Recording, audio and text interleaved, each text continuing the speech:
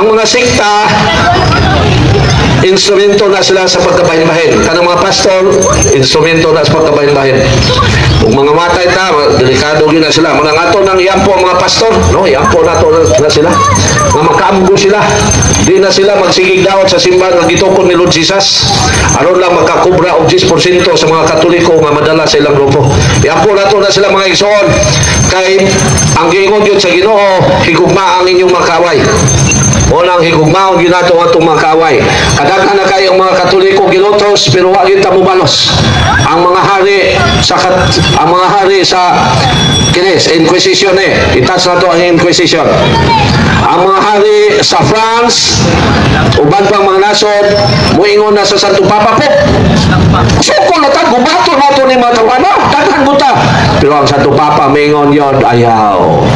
Ang ato ang Diyos nga si Lord Jesus nagpalansang manggani sa cross nya kita na hinong iyang sakop atong balusan ang nagdaog-daog nato ayaw iampo lang na sila kay kalibutan na biya ning ilang pagpanglutos maimpirno na sila luoy kay na sila munang ang simbahan nagampo yun nila kanang mga pastor ampo na sa mga pari kanunay oy labi na mamatay na ng pastor ilubong sa sementeryo kada November 1 April nagampos pare moingon na pare langito na mga amahan kaloy ang tanang ilubong din ya ilubong mo ng pastor o sementeryo di apel sila kampo so gingon din mga igsoon na iampo ang atong mga kaway San Mateo 5:44 apan karon sultihan ko kamo higugma ang inyong mga kaway o pag-ampo kamo alang sa mga tao nga nagpasipala kaninyo mga pastor sige panaway daghang Katoliko palahubog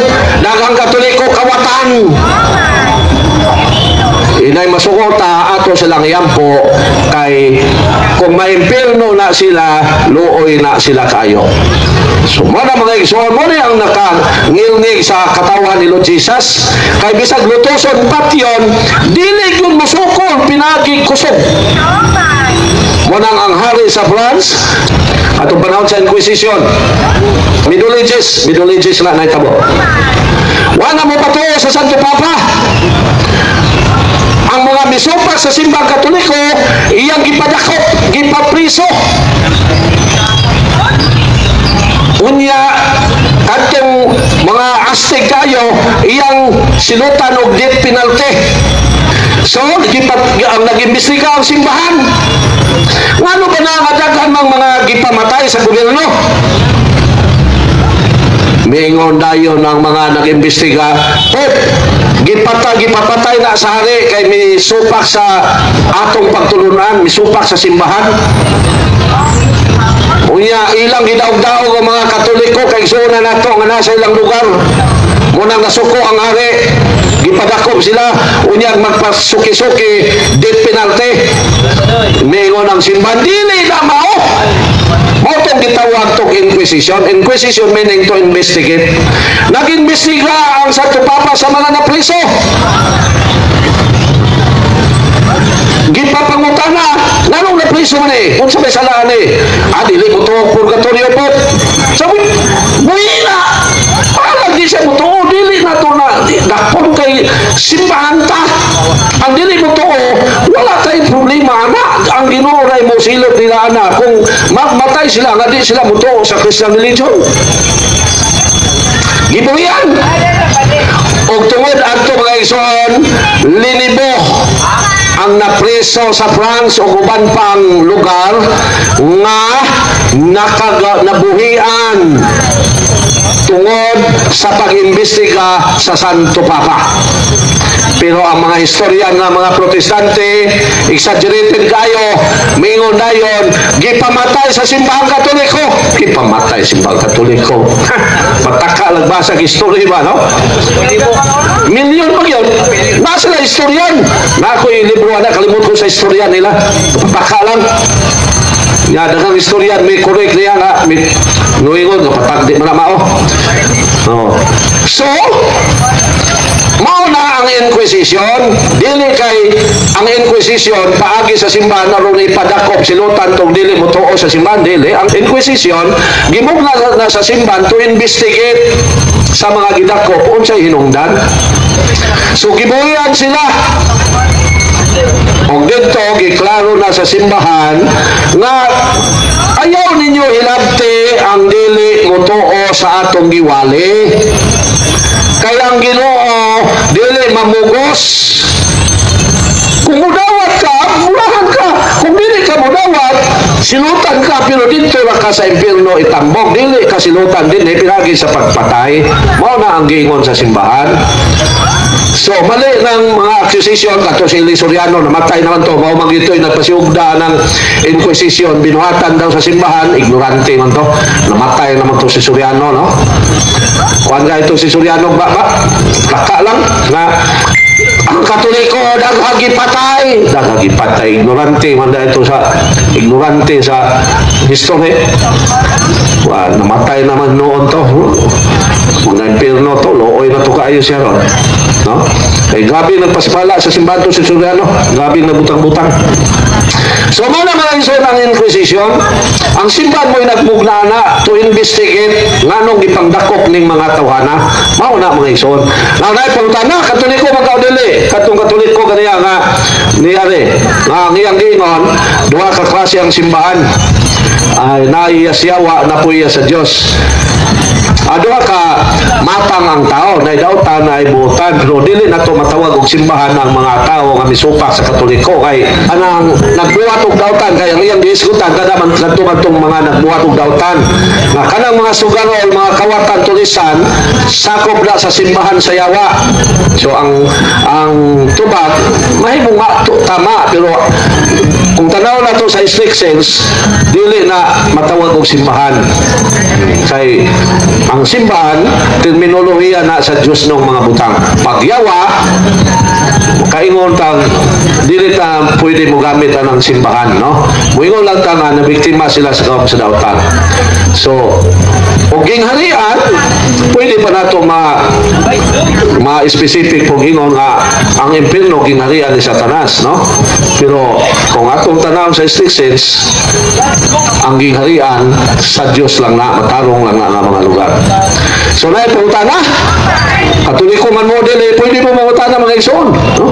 Pwede po mo muwali, pwede po mo mupambi. Ay kung wala, padayon ta, no? Padayon ta pagpasabot sa itong mga pagtulunan. So na mangutana, okay, dahil si brother, no? Ato ni Ampo si brother na ta sa sige niya pangutana makaamgo ni. Kay luoy kay ni si brother pastor o may impierno po ni po, si Bakulang, no? Kay sayok magining iyahang mga pagtulunan, pero nagingon man siya na tama siya, muna we have to respect him, no? We have to respect him. This is the concept, this is the stance of the church nga. Respeto gyud ang mga kuan. Kay bisan ang Yawa, wa man gyud diretso paghipo sa Ginoo, iya pa man gihatag higayon nga makatintal aron masukod po sa Ginoo kinsay iyahang gyud tinuod. Kiblat, pwede mo taga kablat? Okay. Okay, may nga duha ka pangutana ni. Katong unang nagwali nimo, ganihaw, siguro ikaw. Dito ko mag-una sa nagawali una ka ganiha bago isulod ako ka. Okay, duha man mo nagwali. So, di na to laktawan. Okay, Brad, mayong hapon, Brad. Imong giwali ka ganiha. May tungod kang Maria. Okay. Matupan mo si Maria nga walay sala. Okay ha, bantay ha. Ano ko gani ha? Yung ako pangutana nimo ani. Wala ba si Maria maapil o mabilong sa sala nga panulundon? Okay, otro na akong pangutana. Wala ba si Maria maapil o mabilong sa sala nga panulundon? Mara na imuhang pangutana. Ang tubag, ang iyang pangutana atong balikon nga klaro ba nga si Maria wala ba na bilong sa sala nga gitawag og sala nga panulundon. So ang atong tubag nga kini si Birhen Maria sa wala pa ni mataw dinhi sa kalibutan, sa diha palang daani sa tiyan sa iyang inahan nga si Santa Ana, daan ning gilain sa Dios nga dili ma-apil sa kanang gitawag nimo og sala nga panulundon. Ngayon naman kay siya man ang himungon sa Dios nga sudlan o puyan sa atong manunubo sa kalibutan. Mao na nga wala jud na siya matapti sa sala nga panulundon ang atong mahal nga Birhen Maria. Matod pa nimo nganong niabot man siya sa kalibutan kung wala siya ma-apil sa sala nga panulundon. Okay ha? Kay wala man ka siya ma-apil sa sala nga panulundon nganong si Maria niabot man sa kalibutan. Sa unsa pagi nga minabot siya? Tubag, dunay tag na ug dunay giingon ang Dios may tungod diha sa Henesis 3:15 nga ibutang ko ang panag-away tali sa imong kaliwat ug sa kaliwat sa bitin. So kinsa man ning bayhana nga gisgutan sa Henesis 3:15 nga manganak og usa ka batang lalaki niya sa Galacia 4:4 nga ang atong mahal nga Birhen Maria maoy gihimo sa Dios nga aron maluwas ang katong na ilalom sa balaod tungod sa pagpakasala. Kay ang unang babae napukan man nga mao si Adan tungod sa pagpakasala. Wala man mamaayong tubag. Unang pangutana, ikaduha wa gid maayong tubag. Okay. Okay ha. Kung wala siya maapil sa sala nga panulundon, nganong natawo siya? So sa ato pa ikatulong pangutana ani. Ako ni pangutana sa imo ha. Salmo 51:5. Ani karon ako natawo sa kasalaanan o sa sala gipanangkon ako sa akong inahan. Wala mapis Maria ani. Tubag daw, wa ba mabit si Maria ani? Tubag. Wala jud apiktuhi ang ato mahal nga Birhen Maria sa sala nga gitawag ug sala nga panulundon. Kay daan ang giplano sa Dios nga siya mao'y gamiton sa Dios aron puy-an sa balaan nga Espiritu Santo aron ang bata nga mataw maning paganganlan og Jesus. Muna nga niya sa Biblia naa sa kaalam ni Solomon 1:4 nga ang kaalam dili mo puyo sa tao nga naulipon sa sala. Unya kinsa man ning kaalam? Diya sa 1 Corinto 1:24 si Kristo mao ang gahom ug ang kaalam sa Dios. Sa San Lucas 1:35 ang balaan nga Espiritu Santo mipuyo sa tagwangkan sa atong mahal nga Birhen Maria ug ang bata nga mataw nganlan og Jesus. Karon kung nataptan ang atong mahal nga Birhen Maria sa sala sa Hebreo 2:14 ang atong Ginoong Kristo ni ambit usab sa unod ug dugo sa atong mahal nga Birhen Maria. Busa ang atong mahal nga Birhen Maria wala gayud matapti og sala kay ang atong Ginoo mao'y nagplano na ni ana daan sa wala pa siya mataw dinhi sa kalibutan. Ako galing ipangutana sa imo ha. Anong gyapoy insaktong tubag? Ani ha? Ang ako pangutana ani karon ako natawo sa kasalaanan o sa sala gipanangkon ako sa akong inahan. So sala gipangmato pa amo na akong pangutana.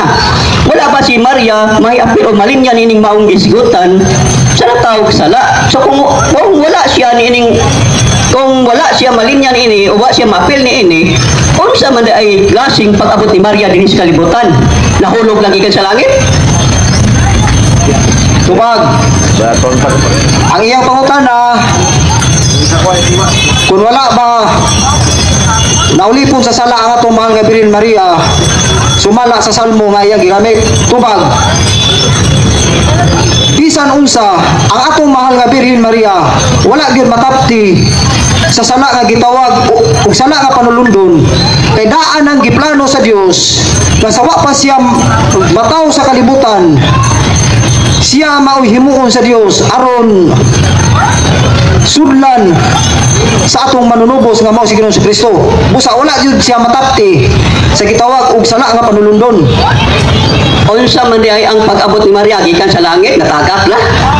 O gipanamkon siya pinagig Salmo 55. Di ako puta na unsa man di ay kung wala siya moagi na ako puta na unsa man di ay si Maria pag-abot sa kalibutan natagak gikan sa langit natagak kon siya. Tubag. Klaro ang gisulti sa kaalam ni Solomon 1:4. Amin ha? Kaya atong basahon. Kaalam ni Solomon kapitulo 1 bersikulo 4. Ang kaalam dili gayud mupuyo diha kang bisan kinsa nga malimbungon o ulipon sa sala. Sa 1 Korinto 1:24, si Kristo mao ang gahom ug ang kaalam sa Dios. Ha, paminaw ha? Sa 1 Korinto 1:24, si Ginoong Kristo mao ang gahom ug ang kaalam sa Dios. Sa San Lucas 1:35, ang balaan nga Espiritu Santo mikunsad sa atong mahal nga Birhen Maria. Oh, ato ni basahon. Sa 1 Korinto 1:24, apan alang ni adtong gitawag sa Dios, o Dios siya o dili, si Kristo mao ang gahom ug ang kaalam sa Dios. Si Ginoong Kristo mipuyo sa taguangkan sa atong mahal nga Birhen Maria. Busa ang atong mahal nga Birhen Maria wala gyud na matapti sa sala. Kay kung natapta na siya sa sala, mugawas nga ang atong Ginoong Kristo nataptan po na sa sala. Kay sa Juan 8:40, klaro nga si Ginoong Kristo miangkon nga siya tao. Busa kung imong ipamugos nga ang atong mahal nga Birhen Maria nakasala, mugawas nga ang atong Ginoong Kristo po nakasala. Sa 1 Pedro 2:22, si Ginoong Kristo wala magsulti baka o wala pud makasala. Busa ang atong mahal nga Birhen Maria wala pud na matapti sa sala kay siya ang giplano sa Dios nga magikan sa iyaha ang atong manunubos nga mao si Ginoong Kristo. Kay ang unang babae napukan man to sa pagpakasala. Mao to kasi wala ko magpasabot kang Ginoong Kristo dito ta kang Maria o kang mo na akong pasabot man akong puta na kung wala si Maria maapil sa Salmo 55 nga tao sa sala nga panulundon dito sa manayang iyang pag-abot sa kalibutan mo na akong puta na nahagbong basig ikag langit nga ditagak lang siya o mo na kadong puta na ay puta na ako Ngaroon sa nato na imong teksto nga gigamit aron makakuni ka mga tao wati-wati raman yan Salmo 51:5 giwati-wati man mo ni bro kasala ka si Ginoo ni ron ang gingon din si San David maingon wala ni gisulti niya alang sa tanan sayang kaugalingon ni gisulti pero no nagulagway po ni sa uban pero dili mo magamit aron ipasumangil ni Birhen Maria unsay gingon din dautan ako sukad ako may mugso o makasasala sukad ako ipanamkon mao ni ang 51:5. So ang iya dahil konklusyon nga si Santa Maria doon na po'y sala nga panulundon. So diya ka na mali bro.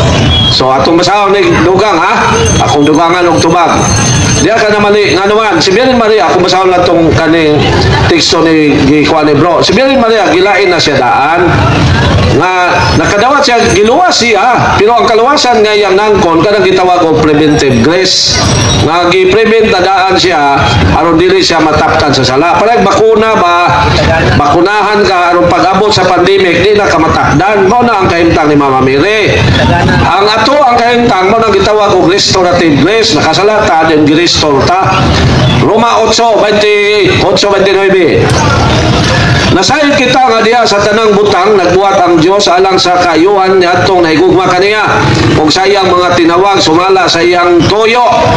Remember ha? Sa iyang mga tinawag sumala sa iyang tuyo. Kadtong gipili ng daan sa Dios. Gilain niya aron maisama sa iyang anak. Gilaliman mo anak. Gilain niya aron maisama sa iyang anak. Niya si Lord Jesus na isala kay ang iyang gilain sa Dios. Sama man ni Lord Jesus. Ato basahon nga si Lord Jesus may sala. Mau na bro? Siya pa na si bro nga. Gingon din eh, 1 Pedro 1, 2, 21, 22. So, atong klaro na, gingon din eh. Gitawag kamo sa Dios aron magantos kay si Kristo nagantos man tungod kaninyo ug naghatag kaninyo panigingnan aron inyong sundon. Wala siya mamakak, wala siya makasala ni mamakak. So ang gilain sa Dios iyang gihimo sama ni Lord Jesus na walay sala. Unya si Mama Mary, gipili man nga inahan ni Lord Jesus, siyempre wala siya sala nga panulundon. Out siya sa original sin. Kay kung naa siya yung original sin, mugawas nga si Lord Jesus, matakbuyan po sa sala. Kay gianak mo niya. So anak, Brad. So, okay.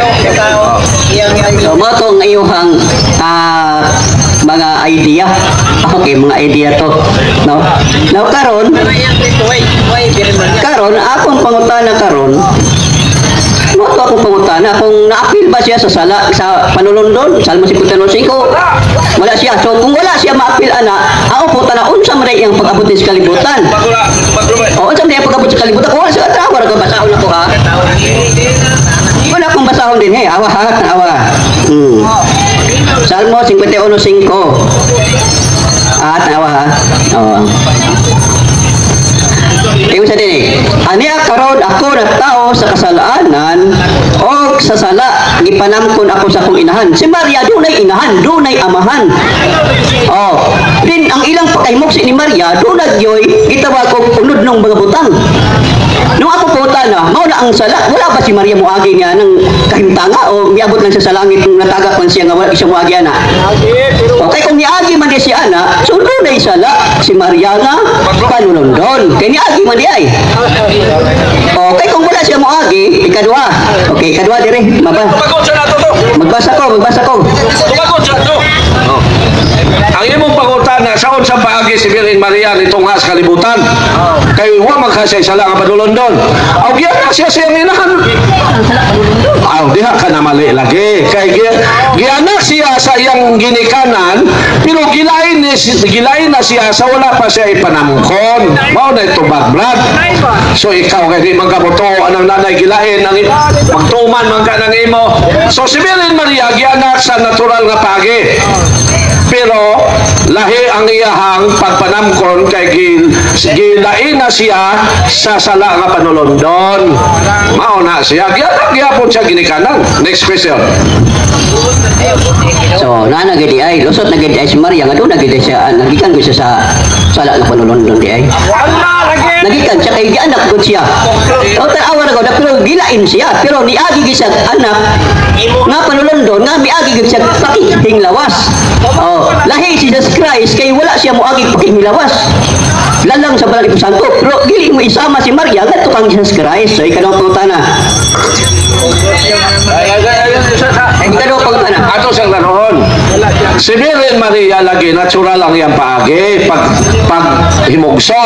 Pero sa wala pa siya ipanamkon, gilimpiuhan na siya daan sa sala nga panulundon. Mao nay kahimtang ni Virgin Maria. Ikaw, kalayo ra kayo. Kanang mga pastor, kalayo ra ninyo sa kinabuhi ni Santa Maria. Unya mo question mo nga ba sa sala nga panulundon? Pagka kinsa matay compare niya na ang Diyos mismo ni pili niya aron mahimong inahan ni Lord Jesus. Nya question no nimo siya nga ba sa sala?